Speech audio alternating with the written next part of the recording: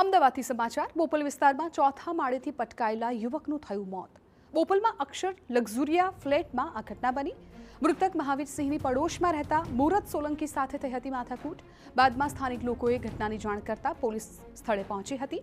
પોલીસને જોઈને મહાવીરસિંહ ભાગ્યો હતો। તેનો પગ લપસી જતા અચાનક ચોથા માળેથી પટકાયો। ચોથા માળેથી નીચે પટકાતા મહાવીરસિંહનું મોત થઈ ગયું। મહાવીરસિંહ વિરુદ્ધ ભૂતકાળમાં 5 થી 6 ગુના નોંધાયેલા છે। બોટાદમાં મૃતક સામે ગુજસી ટોકનો નોંધાયો હતો ગુનો। સંવાદદાતા મિહિર સોની વધુ જાણકારી આપી રહ્યા છે। મિહિર, શું જાણકારી મળી રહી છે અત્યારે? જિજ્ઞાસા, ભોપાલમાં આવેલા અફસર લક્ઝુરિયા ફ્લેટનો બનાવ છે કે જ્યાં આગળ ચોથા માળેથી પટકાતા યુવકનું ઘટના સ્થળે મોત નીપજ્યું છે।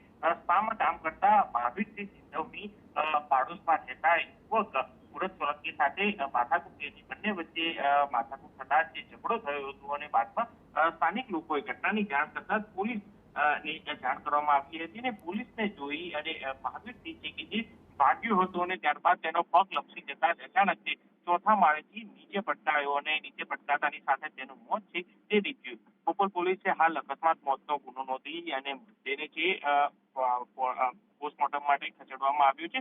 પોલીસ તપાસ કરતા આ મહાવીરસિંહ વિરુદ્ધ ભૂતકાળમાં ગુનાહિત ઇતિહાસ ધરાવે છે અને 5 થી 6 જેટલા ગુના નોંધાઈ ચૂક્યા છે, જેમાં ખાસ બોટાદમાં તેના વિરુદ્ધમાં ગુજસી ટોક સહિતના ગુના છે તે નોંધાયા છે। હાલ આ સમગ્ર મામલે બોપલ પોલીસે પણ સમગ્ર કેસની વધુ તપાસ જે છે તે હાથ ધરી છે। બિલકુલ મિહિર, આભાર સમગ્ર માહિતી બદલ।